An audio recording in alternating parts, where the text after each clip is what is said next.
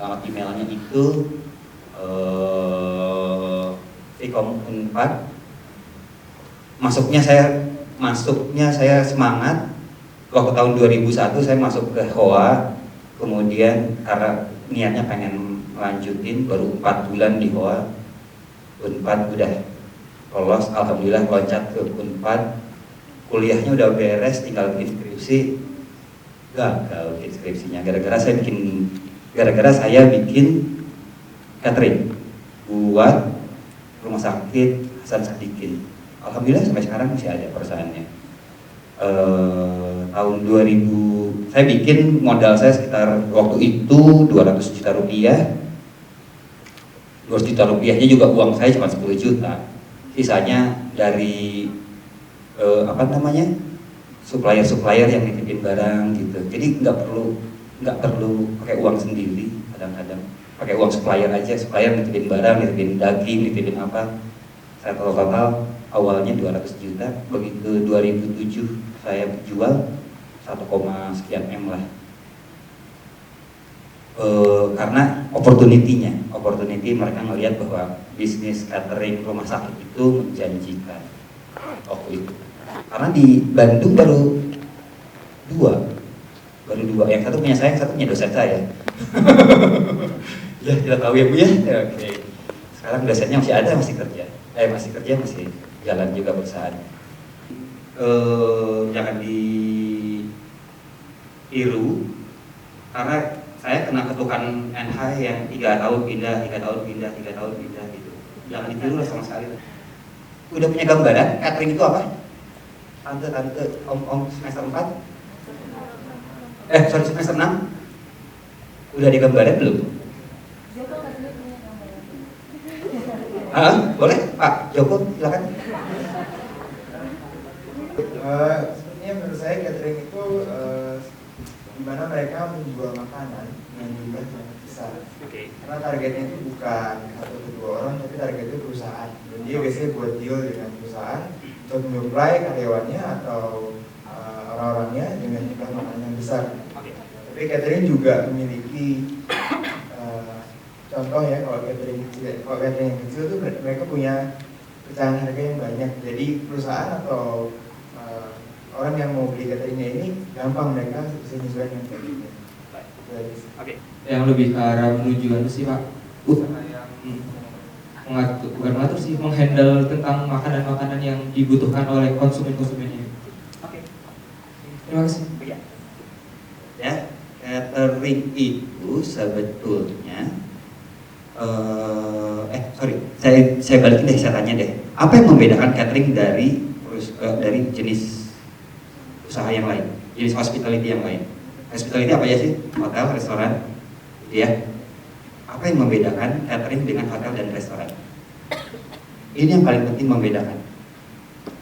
Bekerja based on contract. Catering tidak akan memberikan satu meal pun kalau tanpa kontrak. Ya. Lalu yang ketiga, tidak hanya makanan, tapi bisa juga akomodasi sampai ke gardening.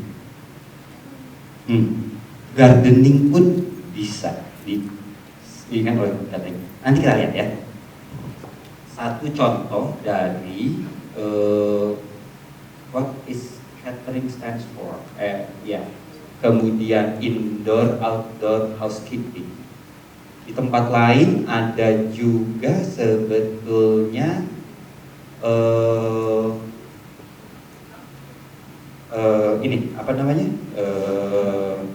gardening di tempat lain. Lagi platform produksi, saya harus bikin catering di situ, harus bikin laundry, tempat tidur, ya oke lah ya kalau gitu ya. Tapi kemudian harus bawa gardening juga, karena kontraknya bilang itu. Wah, ya Anda sebagai nantinya jadi catering manager ceritanya, olahraganya bisa yang diem, ada fitness, gym, ada jadi larinya pun lari di atas treadmill ya. kemudian bisa juga foosball. Kalian ingat foosball? Tahu foosball? Meja, ada mainannya yang itu saya jual jadi catering. Itu yang menjadi rekreasional juga. Saya di dalam di situ harus bawain LCD projector, kemudian segala macam. Tiap hari Jumat malam ada nonton bareng film-film terbaru. Jadi saya harus beli itunya, beli copyrightnya. Dia minta copyright. Gue mah nggak putus deh, aduh sering lah, di rumah juga sering kok. Yang gue butuh sekarang di sini adalah saat ini maunya duren. Mampus nggak lo? Duren kira-kira 6 jam dari daratan terdekat, 6 jam. Kita harus cari sekarang gimana caranya. Belum lagi duren itu termasuk makanan yang berbahaya untuk yang di tengah laut. Kenapa? Karena satu, dia bergas. Jadi orang yang gastritis terpaksa harus makan durian, gasnya di dalam banyak, sakit, hospitalized. Kalau hospitalized dari tengah laut pakai helikopter ke daratan terdekat, pakai segala macam, itu jadi total man hour-nya rusak, man hour-nya cacat. Kalau man hour cacat, ini juga besarnya ya, performance perusahaannya turun. Kalau performance perusahaan turun, harga sahamnya turun gara-gara seekor durian. Catering, tapi kemudian ada di industrial park. Ngapain? Karena semua orang, semua pekerja yang di industrial park itu harus makan lewat ini. Oke, kebayang nggak? Kebayang ya? Jumlah yang saya cater hari ini 20.000 porsi sehari, terdiri dari 4 kali makan, breakfast, lunch, dinner, supper. Yang terbanyak di lunch tentu ada sekitar 10.000 porsi sehari. Bayang nggak kalian gimana? Kalau beras kira-kira 2,5 ton sehari. Kalau ada ayam goreng makan siang sekitar 1,7 ton sehari. Tentu nggak semuanya dipotong ya ayam gorengnya ya. Ayam goreng itu nggak dipotong semuanya. Tapi mungkin sekitar 1 ton itu saya ngambil dari industri-industri yang sudah dipotong. Jadi tinggal buka pack. Gitu. Kalau kalian melihat anak-anak kitchen bikin mayones, di industri udah nggak kepake lagi tuh. Kebanyakan buka pack aja. Kecuali untuk restoran-restoran tipe tertentu. Misalnya fine dining, ya harus beli Bang. 24/7/365. Jadi istri saya sebetulnya agak sebel kalau lebaran saya di sini gitu. Karena udah jarang sebenarnya. Jadi pernah kedengar bandara tutup, cuma di Bali aja yang bandara tutup ya? Ya, tapi selebihnya pernah dengar? Nggak pernah. Pernah dengar nggak pesawat harus landing emergency karena penumpangnya defected? Happens. Dan katanya langsung tutup. Karena di su. Ya, itu catering, itu FSMS. Nanti kita belajar. Oke? Ya. Oke. Ada yang langganan TV kabel di sini? Ada yang bisa akses TV kabel? Kalau kalian akses TV kabel, tolong Senin malam bisa belajar, bisa nonton. Namanya sekarang ini namanya India's Mega Kitchen. India Mega Kitchen. Ya. Gitu. saat ini saya lagi ya terpaksa harus senang gitu maksudnya karena kan industri saya. Kalian coba belajar itu dari awal, India Mega Kitchen. Kemudian India Mega Kitchen itu ada perusahaannya namanya TAJ, perusahaan Indianya gabung bersama SATS. SATS ini adalah cateringnya Singapore Airlines. Jadi QC harus memastikan itu setengah mati loh menjalaninya. Dari Balikpapan itu jam 4 pagi saya harus memastikan si catering nganterin ke pelabuhan pertama. Jam 9 harus pasti ada di pelabuhan kedua. Kan kalau pelabuhan berangkat dan nyampe ya, yang nyampe itu jam 9 pagi. Padahal ini dia numpang sama ferry umum. Ya berdoa tiap hari Jumat, ayo gitu. Udah gitu masuk ke pelabuhan Chevron, dari truk turun dulu ke kontainer, dari kontainer diangkat ke boat, dari boat kemudian di jalan. Udah jalan harus diangkat kan, di laut naik ke platform diangkat kan. Itu kecepatan angin, itu semua termasuk ke dalam apa yang Anda harus perhitungkan. Gila nggak lo? Setengah mati lo. Makanya bayarannya banyak. Ya nggak sih? Harus ngomong, harus ke catering. Gini ya ikannya ya, seperti ini ya. Gila nggak?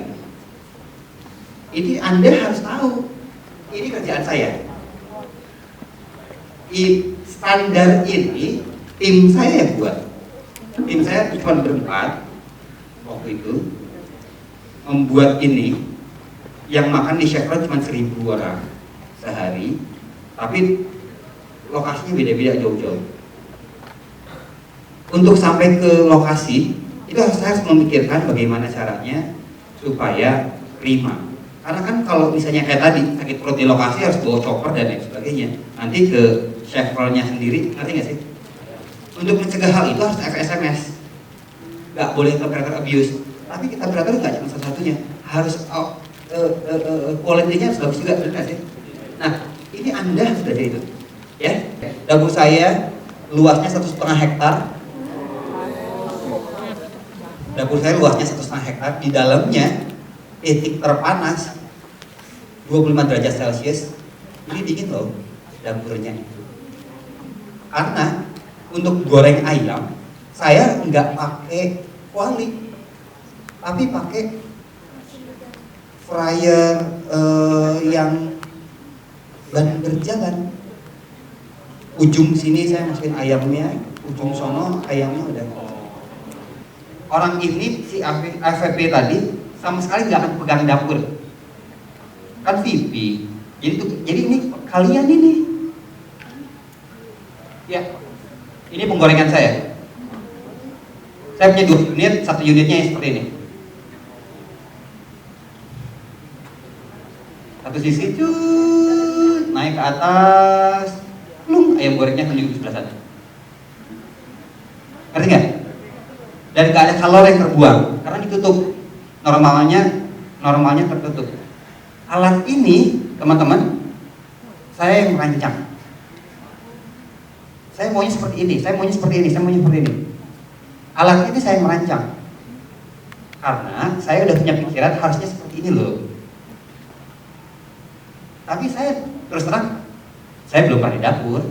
Untuk dapur catering industrial kayak jadi cook itu belum pernah. Tugas saya adalah menghitung tadi yang time motion. Jadi basicnya dari time motion. Target lu berapa harus selesai? Ngerti nggak? Itu hitungan matematika. Jadi bisa kalau 9.000 porsi harus makan jam 11 siang, berarti diantar jam berapa? Karena porsi di jam berapa? Ngerti nggak maksudnya? Itu ya. Itu semua matematika. Jadi ini semua, ini matematika. Bisa. Yang mikirin nanti orang-orang equipment. Ya pikirin dulu. Gimana caranya berapa kalori itu sampai ke sini? Ngerti nggak maksudnya? Ngerti ya sampai sini ya? Kapan? Kapan bisa? Ngerti ya? Maksudnya ya? Itu gunanya saya sini. So kapan bisa? Kalau di ACS itu per timing. Dari jam 8 sampai jam 10 itu apa, dari jam 9 kayak gitu ya, walaupun dia 24 jam terus-terusan menerimanya. Tapi timingnya karena takut cross kontaminasi. Dibersihin lagi langsung, kemudian di apa namanya, sanitasi. Kemudian beda-beda. Nah, ini susu semuanya di QA/QC. Nah, ini mesinnya. Mesinnya ini ada, saya pakai. Untuk sayuran saya pakai. Jadi kenapa kok bisa 50 chef saya? Karena ya pakai mesin. Enggak semuanya nyuci kayak gini, enggak. Atau 5.000 orang saya butuh nantinya. Ya. Ayamnya pakai AC, agak jauh dari masyarakat, kesehatannya diinikan, kemudian mereka bertelur, kemudian dikumpulkan telurnya, dicuci dulu, kemudian hatching, ditaskan. Nggak pakai tangan, lihat deh, nggak pakai tangan. Diletaskan. Kenapa nggak pakai tangan? Enggak, karena tangan kita ada bakteri. Jadi pasti dikasih itu dulu, dikasih injeksi vaksin dulu. Difteri, pegel loh difteri itu, pegel. Dikurangin. Nanti hitungannya kalau kalian semester 6 ya, ada kredit to cost kan? Kredit to cost-nya ialah uang makan karyawan, apa alokasi budget makanan karyawan yang dikreditkan ke cost, food cost. Enak nggak? Food cost itu sebetulnya sales kan? Ya, salesnya saya masukin ke cost.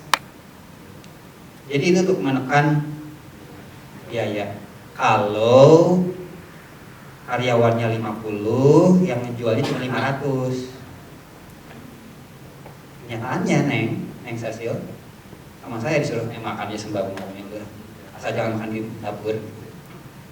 Jadi suka ada kuburan kucing, kuburan anjing, kuburan gajah gitu, mereka makan gitu. Karena kan orangnya baru, nggak bukan orang baru. Karena mereka banyak kan beli. Makanlah, orang sales gue 20.000 porsi kok. 20.000 porsi sales gue. 50 orang yang makan. Kita. Itu ceritanya. Itu tapi kenyataannya. Teorinya masukin aja ke credit to cost. Ya, tergantung salesnya. Bisa kayak gitu kalau salesnya besar. Kalau sales kecilnya nggak bisa. Tergantung sales. Ya, oke. Satu, saya tidak mengizinkan kelebihannya dipakai ke makan berikutnya dengan cara menu pagi sama menu siang beda, menu siang sama menu sore beda. Kenapa? Karena foodborne illness sayang. Ada 4 jam waktu tunggu. Pernah belajar holding time, ada yang expired, kemudian harus buang aja, jangan sayang. Karena reputasi Anda dibanding dengan gini-gini tahun 2001 saya pernah dimasukin ke dalam polsek ya. Nah, ini yang orang-orang belum tahu. Kalau Anda mengapalai suatu food service, ada poison, ada foodborne illness disebutnya, kalian harus nginap dulu di polsek. Loh, ini hukum positif Indonesia loh. Ini hukum positif Indonesia. Kalian nginap di polsek. Kejadian wisuda. Oh sudah. Cateringnya masuk ke polsek juga. Iya. Harusnya gitu. Saya masuk polsek juga loh. Chandra Asri yang makan 1000 orang, sore-sore dinner yang makan cuma 300 kah? 300 orang gitu yang makan. Kemudian ada satu bagian ternyata ada yang nikah karena minggu sore. Jadi siang-siang makan siang dulu di tempat yang itu gitu. Kemudian datang, kemudian bekerja, makan jam 8 malam, muntah-muntah, muntah-muntah, buang air dan lain sebagainya. 30 orang nih, 30 orang. Dijemput saya sama anggota polsek.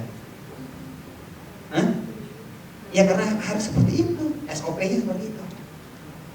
Lalu saya bilang sama si orang saya, sama si quality control saya, ambil itu, fesesnya minta, muntahannya minta, itunya minta semuanya. Cuman kemudian sampel kita diambil, saya selalu nyiain sampel, karena memang harus disediakan sampel kan ya. Sampelnya saya ambil, saya masukin ke laboratorium di Jakarta. Tapi itu kan jalan kan, itu kan maksudnya proses, ongoing proses.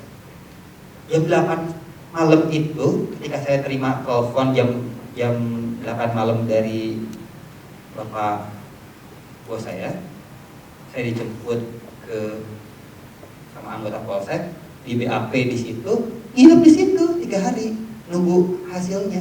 Sebetulnya ternyata walaupun sebetulnya udah tahu ya, orang yang 30 orang keracunan tadi ke undangan dulu, makan di kondangan gitu, makan siang di kondangan. Jadi tapi yang sore-sore kan kita nggak tahu, betul nggak? Kejelekan saya ialah saya nggak tahan di satu institusi, walaupun institusi punya saya sendiri lebih dari 4 tahun. Kejelekan saya, karena kalau tantangannya udah nggak ada, buat saya nonsense, ntar saya jadi ngacok gitu. Jadi saya selalu bikin, tinggalin kayak gitu.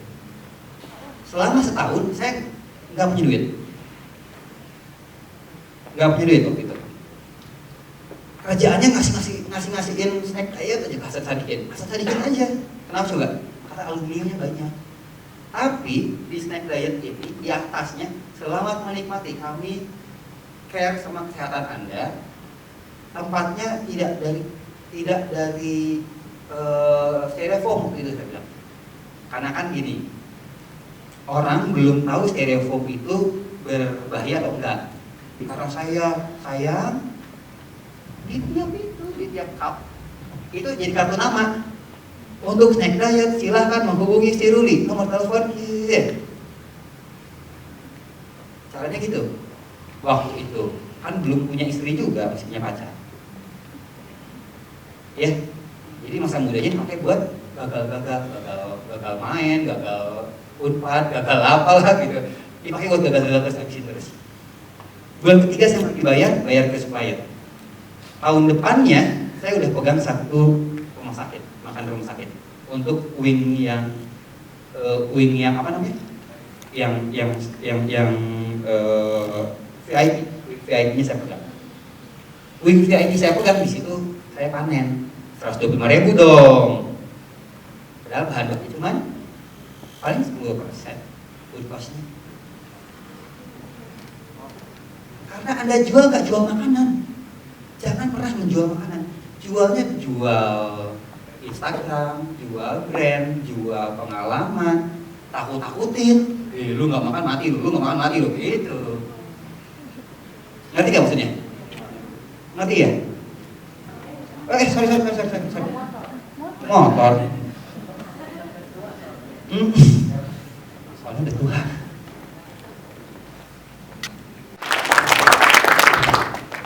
Saya dengerin nama Bu Ira dari tadi di belakang Pak. Jadi saya sendiri berpikir bahwa sebenarnya catering ini memang peluangnya luar biasa.